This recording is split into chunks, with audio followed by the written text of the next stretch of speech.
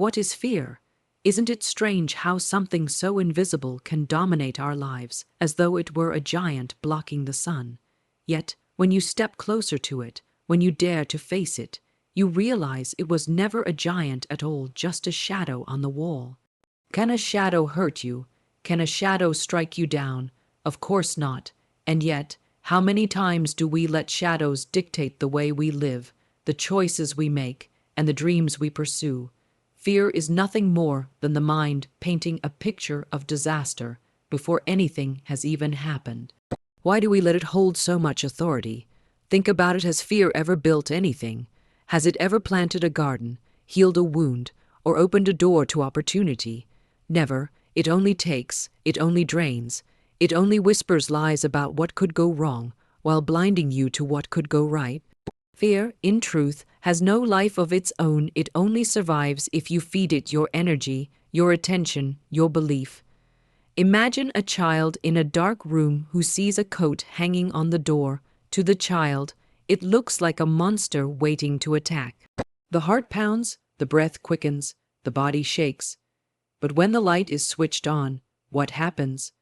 The monster disappears instantly, revealed as nothing but cloth and wood. That is exactly how fear behaves, terrifying until you shine the light of truth upon it. So why do we tremble before illusions? Why do we surrender our joy to shadows that can vanish with a single thought of clarity? Fear thrives in the unknown, doesn't it? The less we understand, the more fear grows. That's why knowledge and awareness are such powerful antidotes. Have you noticed how when you truly understand something, fear dissolves? When you know the facts, when you recognize the truth, the shadow loses its shape. Isn't that amazing? What once held you captive suddenly looks powerless when exposed to light. Now, let us ask, what is the root of fear? Isn't it doubt in your own strength? Isn't it forgetting that there is a power greater than your worry, greater than your anxiety, guiding and protecting you every single moment? When you forget this, fear sneaks in and pretends to be real. But the instant you remember that life itself is on your side, fear begins to tremble instead of you. Fear whispers, "What if you fail?" But faith answers, "What if I succeed?" Fear hisses, "You're not strong enough." But truth responds, "I am stronger than I know." Fear predicts storms, but your courage carries the umbrella of certainty, ready to walk through rain without being washed away. Isn't it empowering to realize you are the one with authority, not the shadow? Look at history. Every great achievement was born not in the absence of fear, but in the refusal to let fear decide the outcome. Do you think explorers, inventors, leaders felt no fear? Of course they did. But they saw fear as background noise, not as the voice of truth. They dared to step forward anyway, and in doing so, they proved that fear was nothing but an illusion waiting to be broken. And isn't it true that most of the things you feared in the past never even happened? How many sleepless nights, how many racing thoughts, how many wasted hours have been spent worrying over scenarios that dissolved into nothingness? Fear is a thief. It steals the present moment by chaining you to imaginary tomorrows. But once you see through its tricks, once you call its bluff, doesn't it vanish like smoke in the wind? So why not take the first step today? Why not look at fear directly and ask, what are you really made of? Because when you do, you'll find that fear cannot stand under the gaze of courage. It collapses, it crumbles, it disappears, leaving you free, leaving you powerful, leaving you capable of living fully. Fear is not reality. It is only a shadow, and the light within you is always stronger than the shadow before you. Have you ever stopped to wonder why words feel so heavy sometimes? Why a simple sentence can lift you up to the heights of confidence or drag you down into despair? Isn't it incredible that invisible vibrations from your tongue carry enough force to create peace or chaos, love or hatred, courage or fear? Words are not just sounds, they are carriers of power, the keys that unlock your reality. If chains of fear and limitation exist around you, what if your very own words are the master key to break them? Think about it when someone told you, "You can't do it." Didn't it feel like a chain snapping onto your spirit? And when someone said, "I believe in you," didn't you feel another chain fall away? How can mere words hold so much weight? Because words are more than communication, they are creation. The thoughts you hold become speech, and the speech you repeat becomes your destiny. Isn't that astonishing? Consider this: when you wake up and say, "I'm tired, I'm weak, I can't go on," do you notice how your body begins to obey that command? But when you declare, "I am strong, I am capable, I am moving forward," doesn't your body straighten, your energy rise, your mind sharpen? What does this prove? That words are commands written into the fabric of your being. Speak weakness, and you invite weakness. Speak strength, and strength answers. Isn't that the secret most people overlook? So many live in invisible prisons, locked not by iron bars, but by the sentences they repeat daily. How many times have you heard yourself say, "I'll never have enough," or "I'm not lucky," or asterisk, "good things don't happen to me"? Each phrase is another lock, another wall, another chain tightening around your potential. And yet, just as easily, you could replace those same phrases with declarations of freedom. I live in abundance. Opportunities are drawn to me. Life is always on my side. Do you feel the difference? One creates captivity, the other builds freedom. Isn't it true that even the greatest revolutions in history began with words? A speech that ignited a movement, a declaration that broke centuries of silence, a sentence that gave hope to generations. If words can change nations, can they not also change your personal world? Isn't your life waiting for the moment you choose to speak differently? And let's not forget, words do not only affect you, they ripple outward into the lives of others. Haven't you seen a friend's face light up when you told them, asterisk, "I'm proud of you"? Haven't you seen a child stand taller when you said, asterisk, "You can do it"? That's the evidence right there. Your words are tools, and every time you speak, you are either breaking chains or forging them stronger. Which will you choose? Let us ask this: why do chains break under the weight of the spoken word? Because words are vibration, and vibration reshapes energy. Just as a singer can shatter glass with the perfect note, your declarations can shatter the glass walls of limitation around your life. Isn't it breathtaking to think that every time you speak faith, courage, abundance, or love, you are sending waves of energy strong enough to dismantle the prisons of fear, doubt, and lack? Look closely. Haven't you noticed that the people who constantly speak negatively seem to live under a permanent cloud? And those who declare hope, gratitude, and vision seem to attract doors opening, opportunities flowing, blessings multiplying. It's not coincidence, it's the law of the spoken word in action. If your words are seeds, then your reality is the harvest. So what kind of garden are you planting with your speech? Weeds of fear or flowers of freedom? What if the chains you feel bound by today, financial struggles, lack of confidence, broken relationships, could begin to crack simply because you dared to speak a new reality? What if declaring, "I am free, I am worthy, I am prosperous," was the first hammer strike that weakened the old locks? Doesn't the very thought stir something inside you? So let me ask you, will you keep rehearsing your limitations, or will you declare your liberation? Will you echo the chains that bind, or will you raise your voice and break them forever? The choice has always been yours. Your words are your sword, your shield, your song of victory. And the moment you decide to speak freedom, the chains of fear cannot hold you one moment longer. Have you ever noticed how fear builds walls, while faith builds bridges? Isn't it extraordinary that two invisible forces can shape every decision you make? Fear whispers, "Don't try, you'll fail," while faith declares, "Step forward, you are guided." Which one are you listening to more often?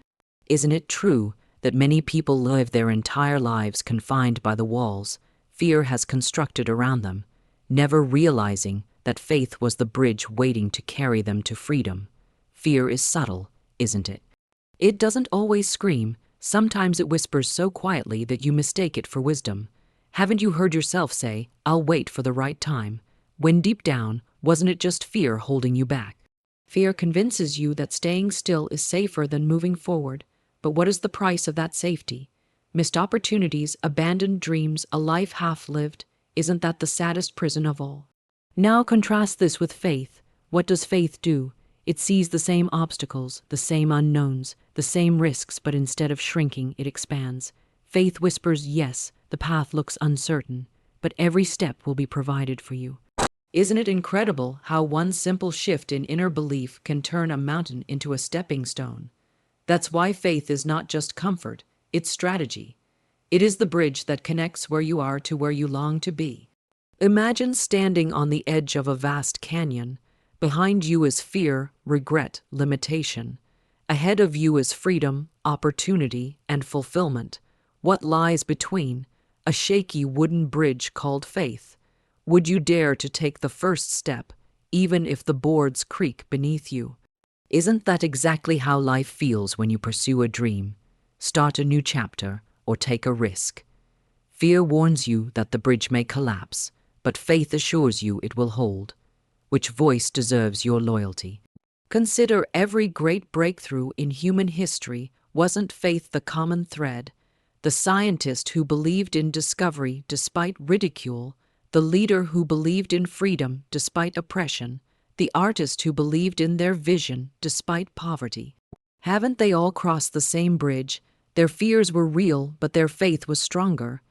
Doesn't that prove that faith is not denial of fear, but the decision to keep walking anyway? But here's the hidden truth: faith grows by use. The more you step onto that bridge, the stronger it becomes beneath your feet. Haven't you noticed that when you trust life in small things, bigger leaps become possible? For example, when you trust that the right opportunities will come, haven't doors appeared just in time? And when you declare, "I will find a way," haven't solutions revealed themselves almost magically? Isn't it astonishing how the universe seems to respond when faith is spoken aloud? Fear loves to ask, "What if it doesn't work?" But faith counters with, "What if it does?" Fear says, "You're not enough." But faith answers, "You are more than ready."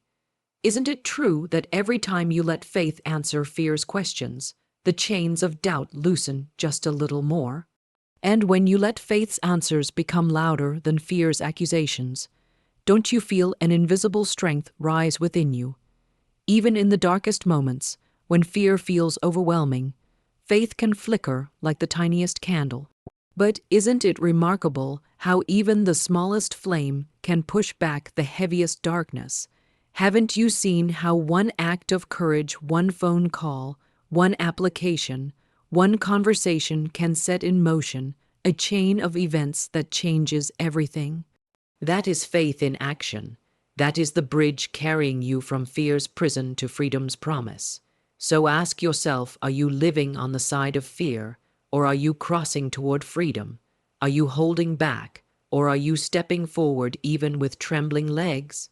Isn't it time to trust that the bridge will hold you, because it always has? Look back, haven't you survived storms you thought would break you? Haven't you found solutions where none seemed possible? If life has carried you this far, why would it stop now? Faith doesn't remove the unknown, it transforms it. Fear sees the unknown as danger, but faith sees it as possibility. Isn't that the secret to breaking free, to treat every unknown not as a threat, but as an open door? So take the step even if your knees shake, speak the word even if your voice trembles, choose the bridge even if fear screams behind you, because on the other side of that bridge lies the freedom you've been seeking all along. Isn't that the life you truly deserve? Have you ever realized that your mind is the workshop of your destiny? Isn't it astonishing that what you repeatedly imagine, whether in fear or in faith, quietly lays down the blueprint of your life? Haven't you noticed how people who constantly imagine failure somehow walk right into it, while those who dare to imagine success open doors others can't even see? Isn't imagination the most powerful tool given to us, yet the one most people misuse? Think about it: every great invention, every piece of art, every movement that changed the world started where? in the invisible world of imagination. Someone saw it in their mind before they held it in their hands. Isn't that proof that imagination is not fantasy, but the architect of reality? Why then do so many imprison themselves by imagining only worst-case scenarios? Why rehearse pain when you could rehearse freedom? Fear thrives in imagination, doesn't it? It paints pictures of disaster, rejection, and loss. Haven't you caught yourself rehearsing conversations that never happened, imagining outcomes that only kept you paralyzed? And didn't those pictures feel so real that your body responded with stress, worry, even sleepless nights? If imagination can make fear feel real, then can't it also make freedom inevitable when directed with purpose? Imagine yourself standing at a locked door. Fear says, you're trapped forever. But imagination whispers, there must be a key. Isn't it true that once you picture yourself finding that key, your actions align to search for it? And haven't you noticed that when you dare to imagine solutions, somehow they reveal themselves at the right time? Doesn't that prove imagination is the bridge between the invisible and the visible? Your imagination is the soil, and your thoughts are the seeds. If you keep planting weeds of fear, how can you expect flowers of freedom? But if you dare to plant images of peace, prosperity, and courage, won't your inner garden bloom with opportunities that match those pictures? Haven't you already seen this in small ways when you imagined a joyful meeting? Didn't the energy of that day shift in your favor? When you pictured yourself succeeding, didn't your confidence suddenly rise, making success more likely? Imagination is rehearsal for freedom. Actors rehearse their lines until they become natural. Athletes rehearse their moves until victory feels inevitable. Why don't we rehearse liberation the same way? Why not close your eyes and see yourself walking in freedom, speaking with confidence, receiving blessings, overcoming challenges? If your inner world accepts that image, won't your outer world eventually have to mirror it? Isn't that the true magic of imagination? But here's the secret: most people miss imagination must be consistent. A single picture of freedom quickly dissolves if replaced by 10 pictures of fear. Haven't you noticed how quickly doubts creep in after one bold vision? That is why discipline of the mind is necessary. Just as a gardener pulls out weeds daily, shouldn't you pull out images of failure and replace them with images of victory? Isn't that how you transform your inner landscape until freedom becomes your only reality? Even science agrees, doesn't it? Studies on visualization show that when you imagine an action vividly, your brain lights up almost the same as when you physically perform it.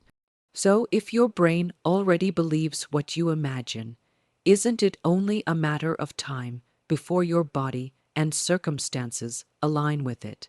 Haven't athletes, musicians, and leaders proven this truth again and again?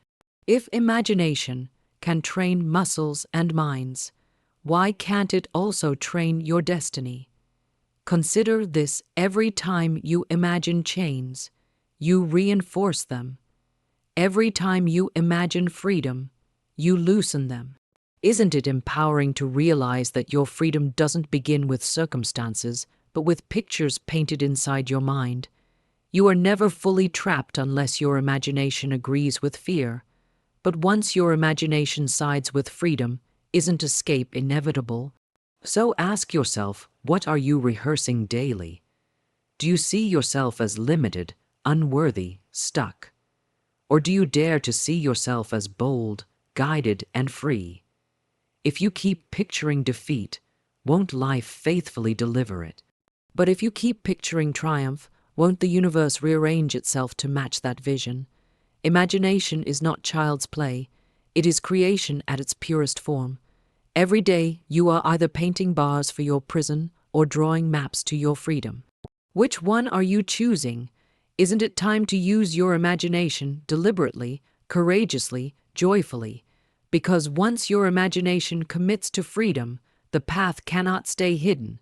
Step by step, solution by solution, door by door, it will unfold before you.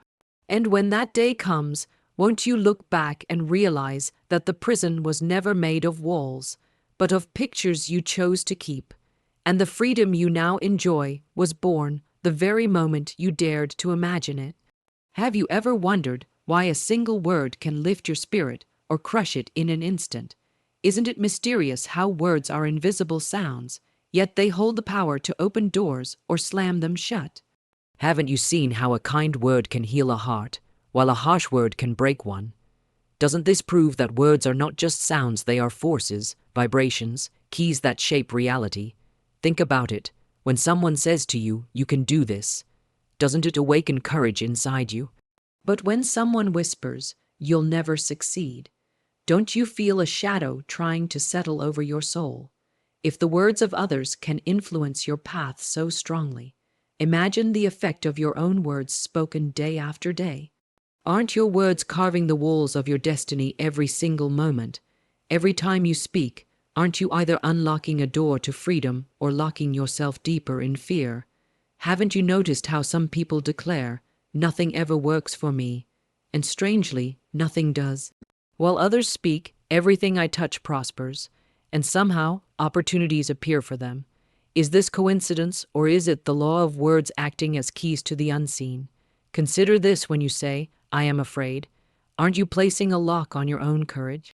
But when you say, "I am bold," don't you immediately feel a new strength rising within you? Isn't it true that your subconscious listens to every word, storing it, repeating it, and building your reality around it? Why then would you waste your words on fear when you could spend them unlocking miracles? Your words are not small, they are commands. Haven't you experienced moments when you spoke about something with confidence, and soon it came to pass? Haven't you also seen times when you spoke with worry, and your fears unfolded right before your eyes? If this has happened again and again, isn't it clear that your words are the keys shaping the life you step into? Think of words as seeds. When planted in the soil of your mind, they grow into experiences. If you plant the seeds of doubt, can you expect a harvest of faith? If you plant the words of failure, will you reap success? But if you speak words of life, joy, courage, and abundance, won't those very things begin to sprout around you? Isn't this why ancient wisdom insists that the tongue holds the power of life and death? Picture yourself standing before a locked door labeled freedom. Fear whispers, "You don't have the key." But what if the key has always been in your mouth? What if saying, "I am free, I am guided, I am strong," is the very twist that opens the lock? Haven't you felt how repeating empowering words changes not just your mood, but your actions, your decisions, even the way opportunities show up for you? Words are not empty, they carry vibration. Haven't you ever walked into a room and felt the heaviness because words of anger had been spoken there? Or felt the joy of a place where words of laughter and love were exchanged? If words can alter the atmosphere of a room, can't they alter the atmosphere of your life? Isn't it possible that every time you speak, you're programming the energy that surrounds you? But here is the hidden truth. Words must be consistent. If one moment you declare, "I am blessed," and the next moment you complain, "Nothing ever works for me," aren't you giving two opposite commands? Isn't it like trying to unlock a door and then locking it again? Haven't you seen how unstable words create unstable outcomes? That's why discipline in speech is so vital. If you speak only life, only faith, only freedom, won't you begin to see doors swing open that once seemed impossible to move? Remember, every word you say is a key, and every key leads somewhere. The only question is, where are your words leading you? Toward more fear, or toward more freedom? Toward chains, or toward wings? Aren't you already holding the power to decide with each word you speak? So, isn't it time to become a guardian of your tongue? To choose your words like treasures, to speak them as declarations, to let them serve as keys unlocking doors of success, healing, peace, and abundance.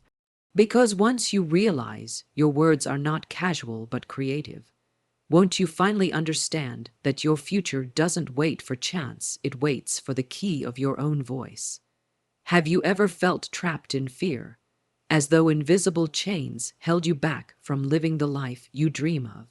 Haven't you noticed that fear doesn't always roar loudly? Sometimes it whispers quietly, telling you to play safe, to stay small, to avoid risk.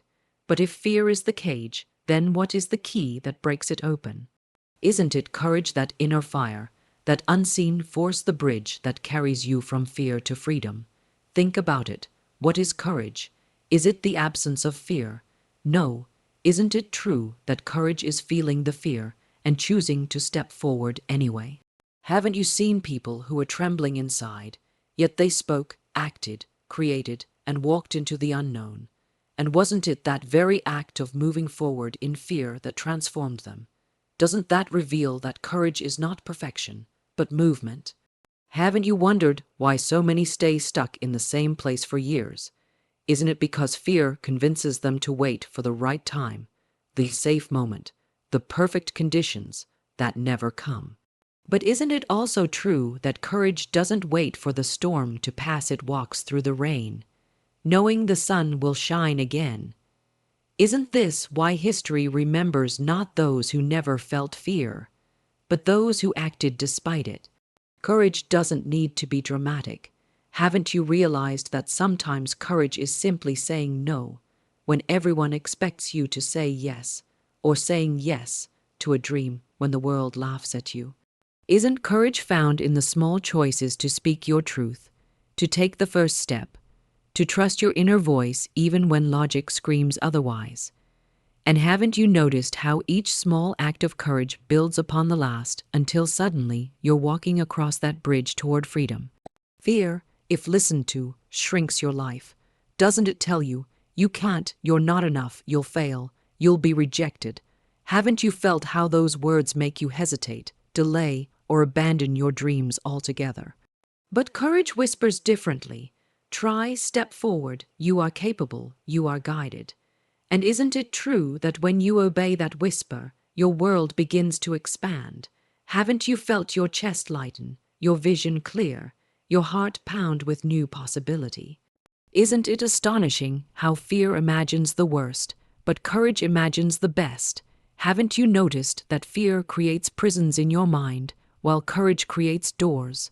Doesn't that mean every time you choose courage over fear, you unlock freedom that was waiting for you all along? Haven't you realized that what you thought was a wall was often just a door waiting for the key of courage? But here's the paradox: freedom doesn't arrive first, courage does. Haven't you seen people waiting to feel free before they act? They say, when I have more money, I'll start, or when I feel confident, I'll speak, or when I stop being afraid, I'll move forward. But doesn't the truth flip that completely? Isn't it only when you act courageously that freedom arrives? Haven't you learned that freedom is not the cause of courage, it is the result? Imagine courage as a bridge. On one side stands fear, dark, heavy, filled with doubts. On the other side waits freedom, light, open, abundant. But between them is that bridge. Isn't it true that you cannot think your way across? You must walk. And isn't it true that each step forward strengthens the bridge beneath you? Haven't you experienced this when you finally dared to do something that once terrified you, and suddenly you realized the bridge was holding you all along? Courage is not loud. It is steady. Haven't you seen people who never announced their bravery, yet their quiet steps shook mountains? Isn't it because courage is less about noise and more about decision? And isn't it remarkable that the moment you choose courage, you feel freedom even before you reach the other side? Because freedom doesn't only exist at the end of the bridge. Doesn't it begin the moment you take your first courageous step? So the question becomes, will you let fear chain you? Or will you let courage carry you? Will you stay on the shore of hesitation, or will you walk the bridge that leads to freedom? Haven't you already felt in your soul that courage is waiting inside you, ready to rise the moment you say, yes, I will move forward even if I'm afraid? And isn't it clear now that courage, not fear, is the true author of freedom?